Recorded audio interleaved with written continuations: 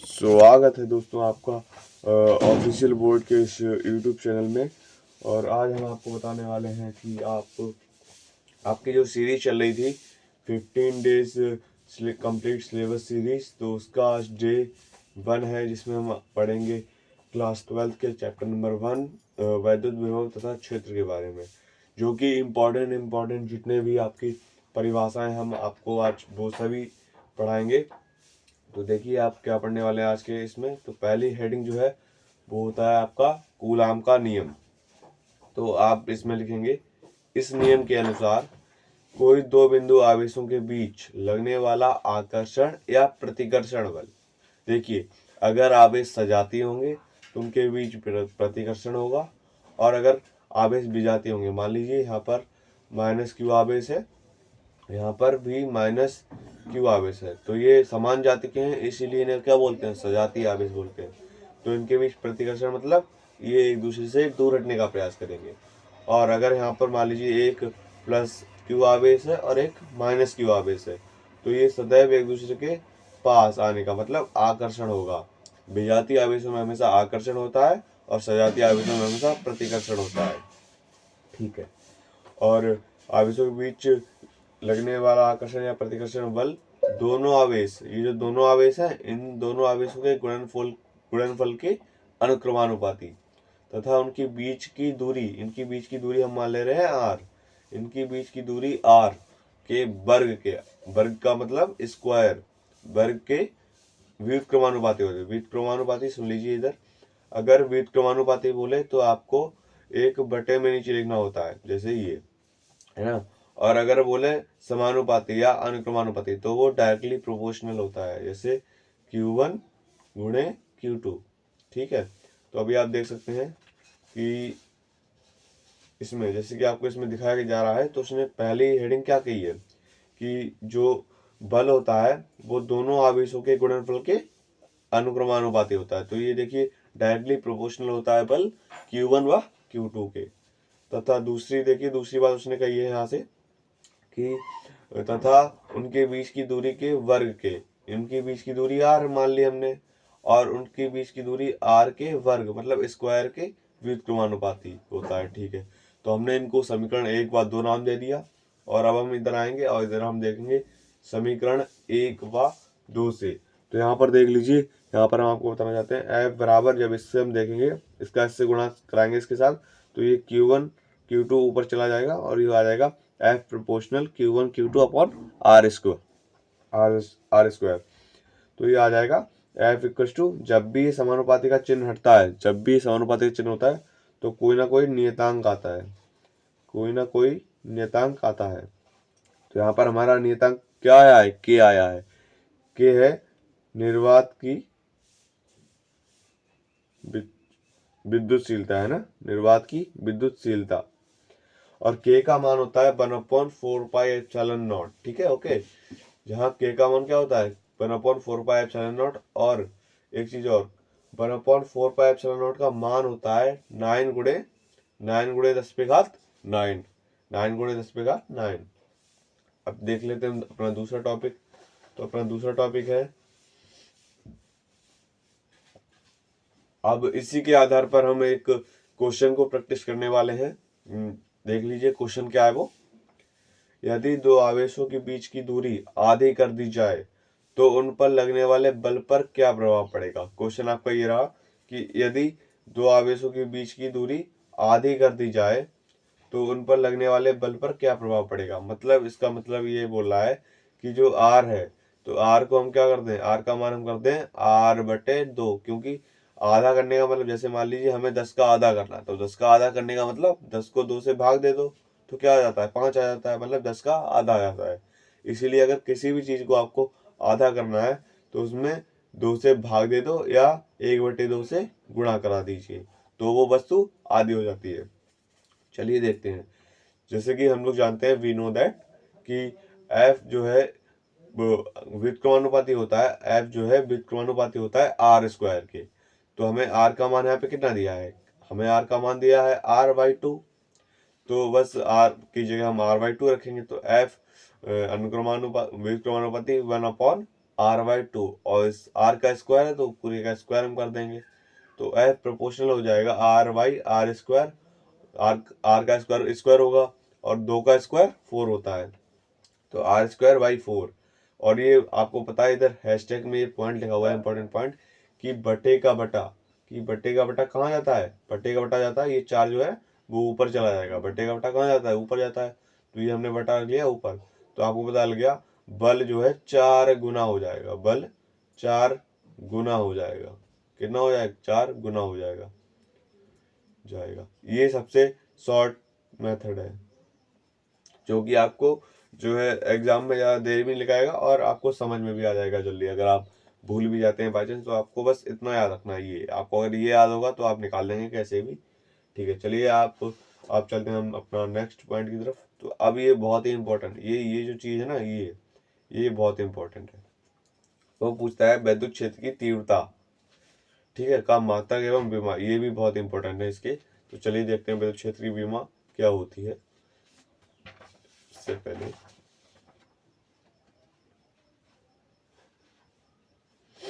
अब देखिए, विद्युत क्षेत्र की तीव्रता, विद्युत क्षेत्र में किसी बिंदु पर, मान लीजिए ये कोई विद्युत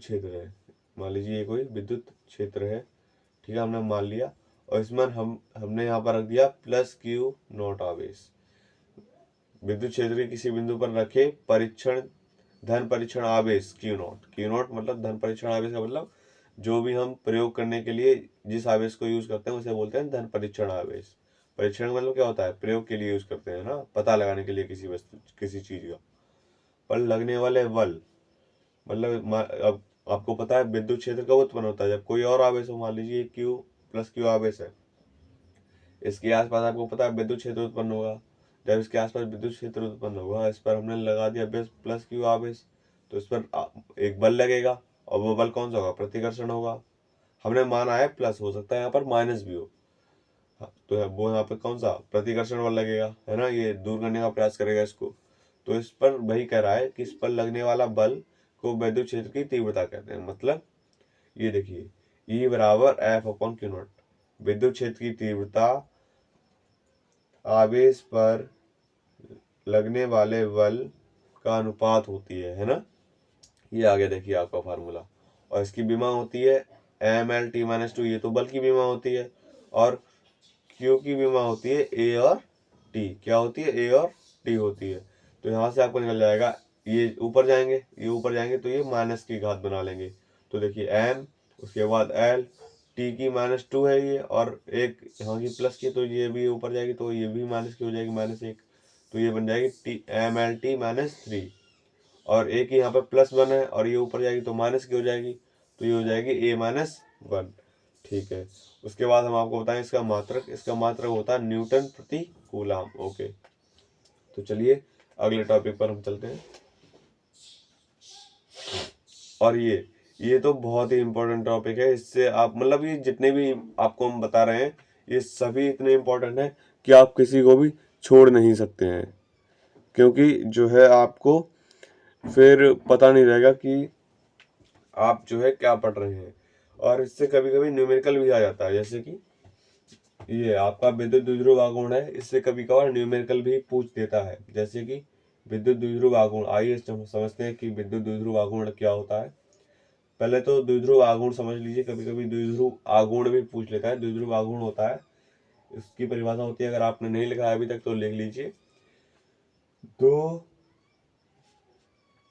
समान परंतु विपरीत प्रकृति।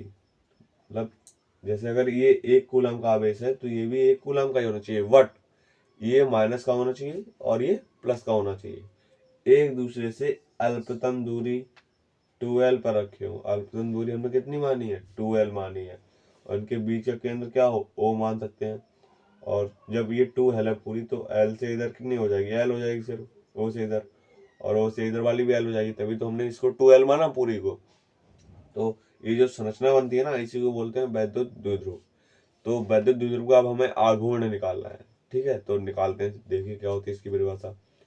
दो आवेशों में से, ये जो दो आवेश हैं में से किसी एक आवेश, कोई भी एक आवेश ले लो, मान लो हम +Q ले रहे हैं, +Q ले लिया, आवेश तथा उनके बीच की अल्पतम दूरी, उनके बीच की अल्पतम दूरी कितनी है टोटल 12 ले ली हमने। के गुणनफल मतलब गुणा को क्या कहते हैं, वैद्युत द्विध्रुव आघूर्ण, और इसे पी से दर्शाते हैं, और यही हमारा सूत्र है और वही यहाँ पर लिखा हुआ है। और इधर आप देख सकते हैं कि यहाँ पर चित्र भी आपका बाकायदा बना हुआ है। और आपको अगर इनके नोट्स चाहिए तो नोट्स आपको मिल जाएंगे हमारे टेलीग्राम चैनल पर। और इसका मात्रक होता है कूलाम मीटर, और इसकी विमा होती है AT गुणे LTA। इसको आप लता याद कर सकते हैं अगर आपको याद करना है ट्रिक से। और ये टॉपिक भी आपका मोस्ट इम्पोर्टेंट की कैटेगरी में आता है, क्योंकि ये भी लगभग बोर्ड में हर साल पूछा जाता है। अगर आप सिर्फ 15 दिन ये पढ़ लेते हैं ना, तो मेरी ये गारंटी है आपको 70+ स्कोर कर देंगे, 75+ स्कोर कर देंगे। आपने देखा होगा जैसा कि शेड्यूल, आज आपको शेड्यूल मिल गया होगा, तो आपकी क्लासेस आपको बता गई होंगी कि आपकी कौन कौन से सब्जेक्ट की क्लासेस कब कब से स्टार्ट है, और आपको वैसे ही क्लासेस मिलती रहेंगी। और चलिए आप देख लेते हैं नेक्स्ट हेडिंग को। तो अगली हेडिंग हमारी विद्युत फ्लक्स। तो विद्युत फ्लक्स क्या होता है आपको बता दें। विद्युत क्षेत्र में स्थित, हमने आपको बताया विद्युत क्षेत्र ये है, इसमें स्थित कोई काल्पनिक पृष्ठ, हम वो पृष्ठ होता नहीं है, उसकी हम कल्पना कर सकते हैं, कल्पना। तो हमने कल्पना की, मान लीजिए ये कोई गोला है ना, इसमें बना होगा चित्र। तो मान लीजिए ये कोई हमने मान लिया कोई चादर जैसी है ये, है ना। पृष्ठ के अविलंबवत मतलब अविलंबवत जब भी बोले तो अविलंबवत का मतलब होता है 90 अंश का कोण। तो ये बन गया हमारा 90 अंश का कोण मान लीजिए, है ना। तो यहाँ से ये 90 अंश का कोण बन गया। ये देखिए ये 90 अंश का कोण है, ये भी 90 अंश का कोण है, ये भी 90 अंश का कोण है। और ये है इसका क्षेत्रफल, और ये है विद्युत क्षेत्र की तीव्रता या विद्युत बल रेखा आपको हम आगे पढ़ाएंगे अभी आने वाले भागों में। तो अभी देख लीजिए विद्युत बल रेखाओं की संख्या को, मतलब ये 3 निकल रही है यहाँ पर, हो सकता है वहां पर अधिक निकले, देखो निकलती बहुत सारी, हमने यहाँ पे समझाने के लिए आपको 3 बता दी है। इन रेखाओं की संख्या को क्या कहते हैं, विद्युत फ्लक्स। और उनको ज्ञात करने का क्या होता है फार्मूला, सबसे पहले हम इनका कर देते हैं समाकलन। इसको दर्शाते हैं फाई ई से। इसको किससे दर्शाते हैं, फाई ई से दर्शाते हैं। फाई ई बराबर हो जाता है समाकलन, आप डरिए मत, समाकलन से कुछ नहीं इसका मतलब होता है, हम आपको अच्छे से भी समझा देंगे। ए से इसका हो जाएगा E × DA हो जाएगा। अब आपने 11th में पढ़ा होगा कि A.V वेक्टर, ये वेक्टर ही तो है, सदिश राशि ही तो है। और जब भी दो सदिश राशियों का गुणनफल हम कराते हैं, इस गुणनफल तो आता है AB cos थीटा। तो जब भी AB cos थीटा आएगा तो आप बस इसकी जगह क्या रख देंगे, AB cos थीटा रख देंगे, तो E/DA cos थीटा हो जाएगा, ठीक है। और हम इसका जब समाकलन करेंगे तो जो भी डी, जिसके साथ भी डी नहीं लगा होता है वो आ जाता है बाहर। तो जैसे जैसे कि इसके साथ डी नहीं। तो चलिए अब हम पढ़ते हैं गॉस की प्रमेय, और ये भी बहुत ही ज़्यादा इम्पोर्टेंट टॉपिक में से एक है। तो देखिए इसमें क्या होता है। इस प्रमेय के अनुसार किसी बंद पृष्ठ से होकर गुजरने वाला जो वैद्युत फ्लक्स होता है ना, उस पृष्ठ द्वारा परिबद्ध कुल आवेश का 1/ε0 गुना होता है। अर्थात मान लीजिए ये कोई गोला है, मान लीजिए बंद पृष्ठ है ना, पूरे चारों तरफ से ये बंद है ये, और इसके अंदर कोई प्लस क्यू आवेश है, तो इससे जो इसके आसपास जो आपको पता है कि विद्युत बल रेखाएं निकलेंगी। और इस पृष्ठ के देखिए ये लंबवत का मतलब 90 डिग्री का एंगल, 90 अंश के कोण पर जो ये जो निकलेंगे ना, आपको पता है किसी भी वृत्त के केंद्र से परिधि तक की जो दूरी होती है वो 90 डिग्री का कोण बनाती है। तो जब 90 अंश का कोण बनाएगी तो जो जो इससे रेखाएं निकलेंगी, वैद्युत बल रेखाएं, उनकी संख्याओं का, तो गॉस ने ये कहा इसके अंदर जो आवेश है वो उसके 1/ε0 गुना होता है। क्या, वैद्युत फ्लक्स 1/ε0 गुना होता है किसी पृष्ठ से अगर बद्ध हो कोई भी आवेश, ठीक है। तो ये टॉपिक आपका क्लियर होता है, और इसके जो है अनुप्रयोग हम आपको अगली वीडियो में कराएंगे, जब हम ये डे 15 वाली वीडियो में है ना, जब आपको डे 15 वाली वीडियो में आपको ये मिलेंगे इसका डेरिवेशन, ठीक है, डेरिवेशन, ठीक है। और अगला हमारा इम्पोर्टेंट टॉपिक है वो है विद्युत बल रेखाएं। हाँ, अभी तक आपने पढ़ा होगा बहुत ज़्यादा कि अभी हम यहाँ पे बता रहे थे विद्युत बल रेखाएं। क्या होती हैं विद्युत बल रेखाएं? वो होती हैं विद्युत क्षेत्र में खींचा गया वह काल्पनिक निष्कोण वक्र है जिस पर एकांक धनावेश चलता है। आपको पता है इसके चारों ओर क्या, आपको पता है इसके चारों ओर एक विद्युत क्षेत्र उत्पन्न होगा। तो इस पर हम कल्पना कर लेते हैं कि कोई विद्युत क्षेत्र रेखाएं हैं, कि कोई विद्युत क्षेत्र रेखाएं हैं और जिस पर जो है जो कि प्लस क्यू आवेश से शुरू होकर माइनस क्यू आवेश पर खत्म होती हैं। ठीक है, तो इनके गुण, इससे भी ज़्यादा इंपॉर्टेंट टॉपिक है इनका गुण। आपको इनके गुण भी पता होना चाहिए। नंबर 1 गुण है, ये सदैव खुला वक्र बनाती है, मतलब ये हमेशा जैसे कि प्लस क्यू से बाहर निकलेगी और माइनस क्यू से अंदर आएगी, कभी भी ये लूप नहीं बनाती हैं। ठीक है, और नंबर 2, वैद्युत बल रेखाओं की संख्या अधिक होने पर, जहाँ पर वैद्युत बल रेखाओं की संख्या अधिक होगी वहाँ पर वैद्युत क्षेत्र की तीव्रता की संख्या भी अधिक होगी, वैद्युत क्षेत्र की तीव्रता भी अधिक होगी। ठीक है, और नंबर 3, एक दूसरे को ये कभी भी नहीं काटते हैं, ये जो है एक दूसरे को कभी भी काटती नहीं है। और नंबर 4, ये संख्याएं लंबवत आकर्षण या प्रतिकर्षण करती हैं।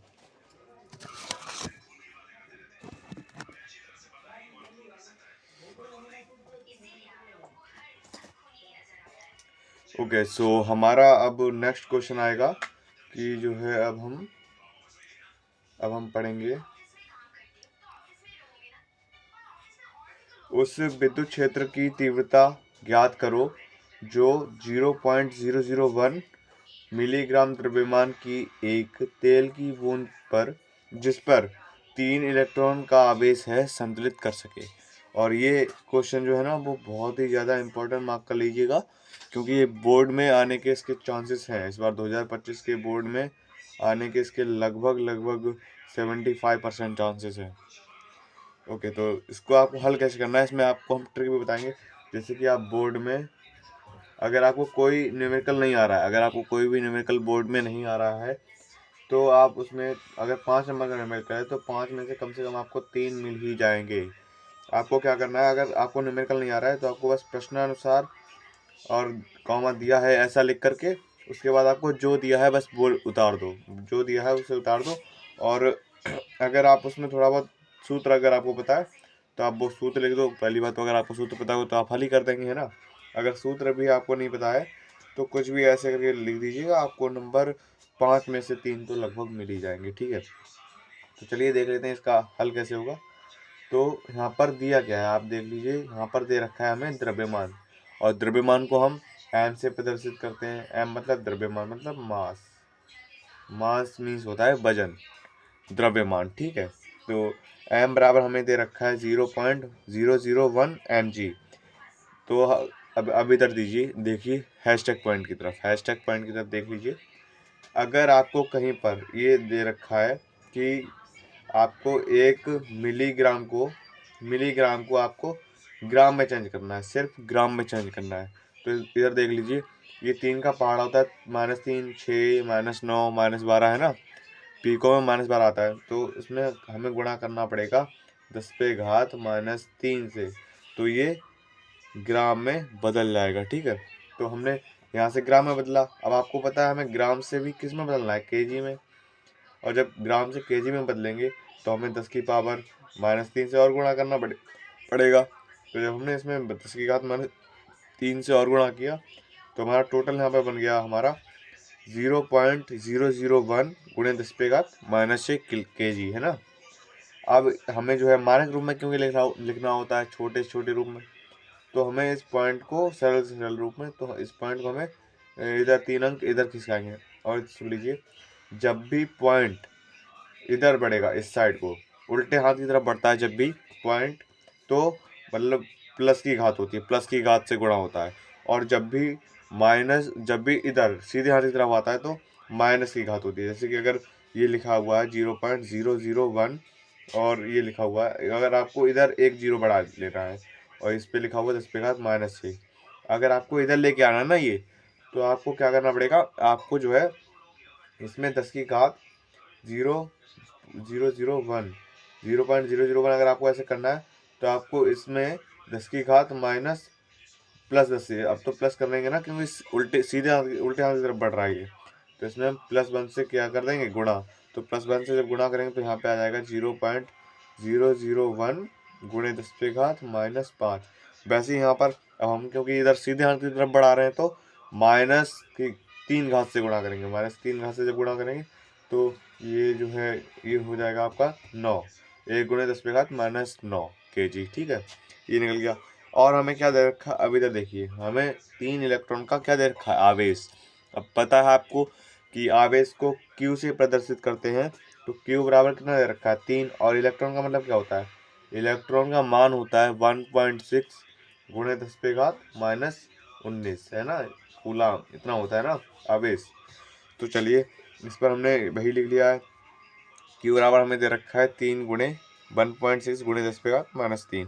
और एक चीज़ और, तो अब देख लीजिए इसमें फार्मूला कौन सा लगेगा। तो आप जानते हैं कि F E बराबर होता है F/Q0। Q0 होता है ना F/Q0, विद्युत क्षेत्र की तीव्रता वाला ये फार्मूला है।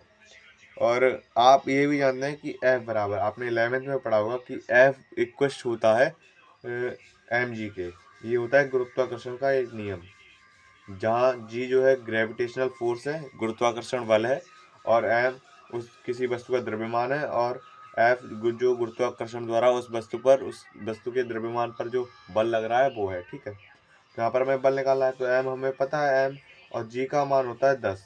तो हम वही रख देंगे, पुट कर देंगे वैल्यू जब फार्मूले में। इस फार्मूले में जब हम वैल्यू पुट करेंगे तो हमारा कुछ इस प्रकार से बन जाएगा, क्योंकि m का मान हमें पता है कितना है, m का मान हमारा निकल गया है, एक का कोई मतलब होता नहीं है, तो 10⁻⁻9 हमारा निकल गया, गुणे जी का मान कितना होता है, जी का मान होता है 10, तो हमने लिख दिया 10 बटे क्यू का मान कितना है, 3 गुणे 1.6 गुणे 10⁻⁻19। तो सबसे पहले हम घातों को सॉल्व करेंगे। जब घातों को सॉल्व करेंगे तो यहाँ पे बचेगी 10⁻10 प्लस की, क्योंकि ये माइनस वाला जब ऊपर जाएगा तो प्लस का हो जाएगा।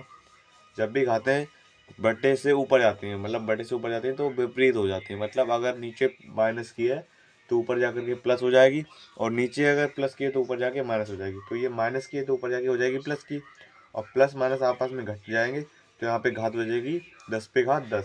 तो जब 10⁻10 बचेगी तो यहाँ पे सिर्फ बचेगा 10, और नीचे बचेगा 16×3 = 48, और एक अंक के बाद पॉइंट, तो एक अंक के बाद हमने पॉइंट लगा दिया। अब 48 का भाग इसमें जाएगा नहीं, तो जब भी हम यहाँ से पॉइंट हटाएंगे तो ऊपर एक जीरो बढ़ जाएगा, या अगर ऊपर से पॉइंट हटाए तो नीचे एक जीरो बढ़ जाता। तो अब हमें 48 का भाग देंगे 100 में, तो ये आ जाएगा 0.08 न्यूटन प्रति कूलम। आपको वहाँ पर मात्रक भी लिख के आना है, जब भी आप न्यूमेरिकल सॉल्व करें तो आपको ऐसे मात्रक भी लिख देना है ऐसे करके। ठीक है, तो चलिए अब चलते हैं नेक्स्ट क्वेश्चन की ओर। तो ये देखिए, ये है आपका दूसरा क्वेश्चन, जो कि प्रति कूलम। आपको वहाँ पर मात्रक भी लिख के आना है, जब भी आप न्यूमेरिकल सॉल्व करें तो आपको ऐसे मात्रक भी लिख देना है ऐसे करके। ठीक है, तो चलिए अब चलते हैं नेक्स्ट क्वेश्चन की ओर। तो ये देखिए, ये है आपका दूसरा क्वेश्चन, जो कि आपका कुछ इस प्रकार से है। आपका क्वेश्चन ये है, और इस सभी की पीडीएफ आपको हमारे टेलीग्राम एंड इंस्टाग्राम दोनों पर मिल जाएगी। हो सकेगा तो अगर आप व्हाट्सएप ग्रुप से जुड़े हुए हैं तो आपको व्हाट्सएप ग्रुप में भी प्रोवाइड करवा दूंगा मैं। ठीक है, और चलिए देख लेते हैं नेक्स्ट क्वेश्चन को। तो इसमें बोला गया है 5 गुणे 10⁻⁻8 कूलाम बिंदु आवेश से कितनी दूरी पर विद्युत क्षेत्र की तीव्रता 450 वोल्ट हो जाएगी। अब बताइए इसमें दे क्या क्या रखा है। तो अब देखिए इसमें क्या, कूलाम किसका मात्रक होता है, कूलाम क्या किसका मात्रक है, कूलाम नहीं दिया हमको दिया हुआ है आवेश। ये तो मात्रक होता है। मात्रक क्या होता है, ये मात्रक आपको चलिए हम एक बार बता देते हैं। भौतिक राशियाँ कैसे लिखी जाती हैं, 11th की पढ़ा देते हैं थोड़ी बहुत। तो भौतिक राशियाँ भी होती हैं जिनका परिमाण, भौतिक राशियों को कैसे लिखा जाता है, परिमाण मतलब मान और गुणे में उनका मात्रक। जैसे कि हम कभी भी चीनी लेने जाते हैं तो चीनी को क्या बोलते हैं, एक और केजी।